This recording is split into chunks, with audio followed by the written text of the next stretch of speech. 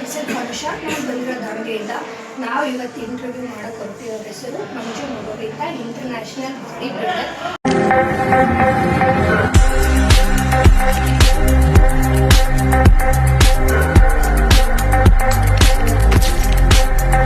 ಹೆಸರು ಮಂಜು ಮಗೋರಿ ಅಂತ, international body builder.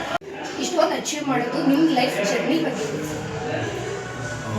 ನಾನು ಸ್ಟಾರ್ಟ್ ಮಾಡಿದ್ದು ಅರೌಂಡ್ 2011 ನಾನು ಸ್ಟಾರ್ಟ್ ಮಾಡಿದೆ.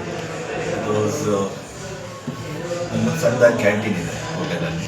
ಸೊ ಹೋಟ್ಲಲ್ಲಿ ಸುಮ್ಮನೆ ನಾರ್ಮಲಿ ವರ್ಕ್ ಮಾಡ್ತಾ ಇದ್ವಿ. ಸೊ ನನ್ನ ತಂದೆ ಹೋಗ್ಬಿಟ್ಟು ನನ್ನ ಜಿಮ್ಮಿಗೆ ಹೋಗಿ ಸೇರಿಸಿ. ಬಿಕಾಸ್ ನನಗೆ ಫೀಲ್ಡಲ್ಲಿ ಇರಬೇಕು ಆ ಥರದ್ದೇನು ಇದೇನಿಲ್ಲ ಫ್ಯಾಷನ್ ಎಲ್ಲ. ಸೊ ನನ್ನ ತಂದೆ ನನ್ನ ಇಂಟ್ರಡ್ಯೂಸ್ ಮಾಡ್ಕೊಂಡಿರೋದಲ್ಲ. ಸೊ ಹಾಗಾಗಿ ಅಲ್ಲಿಂದ ನಮ್ಮ ಜರ್ನಿ ಸ್ಟಾರ್ಟ್ ಆಯಿತು 2011ಇಂದ. 2025 ಇವಾಗ ಕೂಡ ನಾನು ಪಾರ್ಟಿಸಿಪೇಟ್ ಮಾಡ್ಕೊಂಡಿದ್ದೀನಿ. ಸರ್, ನೀವು ಇವಾಗ ಇಷ್ಟೊಂದು ಸಾಧನೆ ಮಾಡಿದ್ರೆ, ಇಷ್ಟೊಂದು ಅಚೀವ್ಮೆಂಟ್ಸ್ ಮಾಡಿದ್ರೆ, ನಿಮಗೆ ಈ ಫೀಲ್ಡ್ನೇ ಏನಕ್ಕೆ ಸೆಲೆಕ್ಟ್ ಮಾಡಬೇಕು, ಇದರಲ್ಲೇ ಸಾಧನೆ ಮಾಡಬೇಕು ಅಂತ ನಿಮಗೆ ಏನಕ್ಕೆ ಅನಿಸ್ತು? ಸೊ ನನಗೆ ಈ ಫೀಲ್ಡೇ ಸೆಲೆಕ್ಟ್ ಮಾಡಬೇಕಂತ ಏನಿರಲಿಲ್ಲ. ಸೊ ನಮ್ಮ ತಂದೆ ಅದನ್ನು ಸೇರಿಸಿದ್ರೆ ನನಗೊಂದು ಫ್ಯಾಷನ್ ಆಯಿತು ಅದರಿಂದ. ಸೊ ಜಿಮ್ಮಿಂದ ಒಂದು ಎಡಿಕ್ಟ್ ಥರ ಆಯಿತು. ಸೊ ಫಿಟ್ನೆಸ್ನೇ ನನ್ನ ಲೈಫ್ ಟೈಮ್ ಮಾಡ್ಕೊಳ್ಳೋಣ ಅಂತ. ಸೊ ಅದನ್ನ ಹೋಗ್ತಾ ಹೋಗ್ತಾ ನನ್ನ ಅಚೀವ್ಮೆಂಟ್ ಆಗಲಿ, ನನ್ನದು ಹಾರ್ಡ್ ವರ್ಕ್ ಡೆಡಿಕೇಶನ್ಸ್ ಆಗಲಿ, ಸೊ 100% ಇದ್ರ ಮೇಲೆ ಎಲ್ಲ ಫುಲ್ ಡೇ ನಾನು ಇಡ್ತಿದ್ದೆ. ಸೊ ಅದರಿಂದ ನನಗೆ ಒಂಥರ ಲೈಫ್ ಸ್ಟೈಲ್ ಹಾಬಿ ಥರ ಆಗಿಬಿಡ್ತು ನನ್ನ ಲೈಫ್ ಸ್ಟೈಲ್.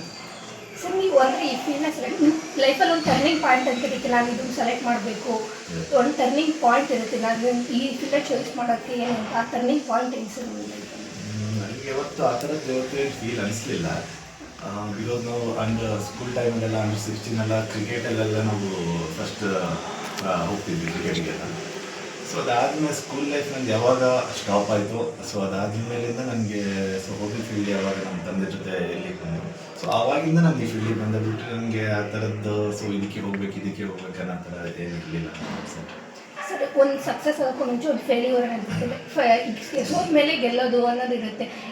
ಯಾವ ಫೇಲ್ಯೂರಿಂದ ನಿಮಗೆ ನಾನು ಮಾಡಬೇಕು ಅನ್ನೋ ಒಂದು ಮೈಂಡ್ ಸೆಟ್ ಬಂತು sir?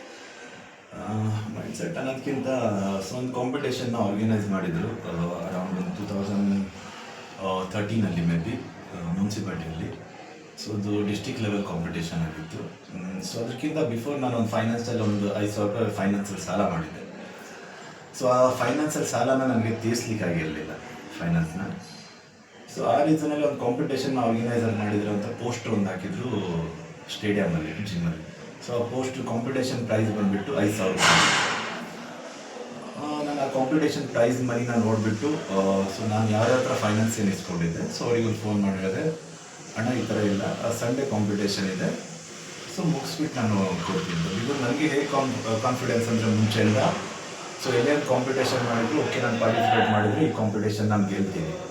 So competition prize money ಬಂದುಬಿಟ್ಟು 5,000 ಆಗಿತ್ತು. ಸೊ ಅದನ್ನು ನಾನು ತೀರಿಸ್ಬಿಟ್ಟು ಆಮೇಲೆ ನಾನು ಅದನ್ನು ತೀರಿಸ್ತೀನಿ ಅಂತ ನಾನು ಅವರಿಗೆ ಹೇಳಿದ್ದೆ. ಸೊ ಅದಾದಮೇಲೆ ಕಾಂಪಿಟೇಷನ್ ಎಲ್ಲ ಆಯಿತು, ಕಾಂಪಿಟೇಷನ್ ಎಲ್ಲ ನಡೀತು. ಬಿಕಾಸ್ ಆ ಕಾಂಪಿಟೇಷನಲ್ಲಿ ನನಗೆ ಚೀಟ್ ಮಾಡಿದರು. ಬಿಕಾಸ್ ಅಂದರೆ ಸೆಕೆಂಡ್ ಪ್ಲೇಸ್ ಕೊಟ್ಬಿಟ್ರು ನನಗೆ. ಸೆಕೆಂಡ್ ಪ್ಲೇಸ್ ಕೊಟ್ಟು ಸ್ವಲ್ಪ ಹಾಗೆ ಪ್ರಾಬ್ಲಮ್ ಇಶ್ಯೂಸ್ ಎಲ್ಲ ಆಯ್ತಲ್ಲಿ. ಸೊ ಆವಾಗ ನಾನು ಬಂದೆ ಮನೆಗೆ. ಬಟ್ ನನ್ನ ಮನೆಗೆ ಬರೋಕ್ಕಿಂತಲೂ ಅವ್ರಿಗೆ ನಾನು ಏನು ಕಮಿಟ್ ಆಗಿದ್ದೆ, ಸೊ ಈಗ ಅಮೌಂಟ್ನ ನಾನು ಕೊಡ್ತೀನಂತ, ಸೊ ಅದು ನನಗೆ ರಿಗ್ರೆಟ್ ಕಾಡ್ಲಿಕ್ಕೆ ಸ್ಟಾರ್ಟ್ ಆಯಿತು. ಸೊ ಬಿಕಾಸ್ ಇದು ನಮ್ಮ ಥರಿಗಲ್ಲ ಬಾಡಿ ಬಿಲ್ಡಿಂಗ್ ಅನ್ನೋದನ್ನ ಬೇಡ, ಸೊ ಡ್ರಾಪ್ಔಟ್ ಮಾಡಿಬಿಡೋಣ. ಸೊ ನಮಗೆಲ್ಲ ಇದನ್ನ ಇಷ್ಟಕ್ಕೊಂದೆಲ್ಲ ಪೇ ಮಾಡಲಿಕ್ಕೆಲ್ಲ ಆಗಲ್ಲ ಅಂತಂದೇಳಿ ಆವಾಗ ಡಿಸೈಡ್ ಮಾಡಿದೆ.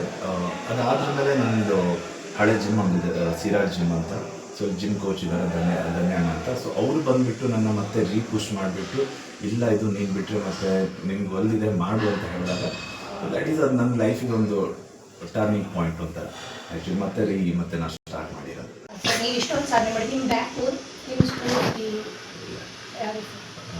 ಸೊ ಒಂದು ಫ್ಯೂ ಹೆಸರು ಹೇಳ್ಬೇಕಂದ್ರೆ ನಮ್ಮದು ಫ್ರೆಂಡ್ ಸರ್ಕಲ್ ಆಗಲಿ, ಅದಾದ್ರ ಮೇಲೆ ಹೊರಗಡೆಯಿಂದ ನಮ್ಗೆ ಅಷ್ಟೇನು ಸಪೋರ್ಟ್ ಏನು ಇರಲಿಲ್ಲ.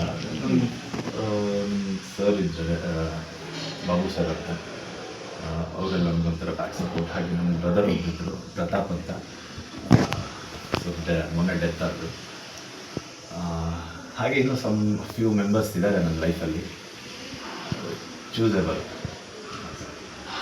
ಇಷ್ಟು ಅಚೀವ್ಮೆಂಟ್ಸ್ ಅಂದರೆ ನೀವು ಮಿಸ್ಟರ್ ಕರ್ನಾಟಕ ಆಗಿದ್ರೆ, ಮಿಸ್ಟರ್ ಇಂಡಿಯಾ ಫೋರ್ ಇರ್ತಾರೆ, ಅದ್ರ ಬಗ್ಗೆ ಹೇಳಿ ಸರ್, ನೀವು ಅಚೀವ್ಮೆಂಟ್ಸ್ ಬಗ್ಗೆ.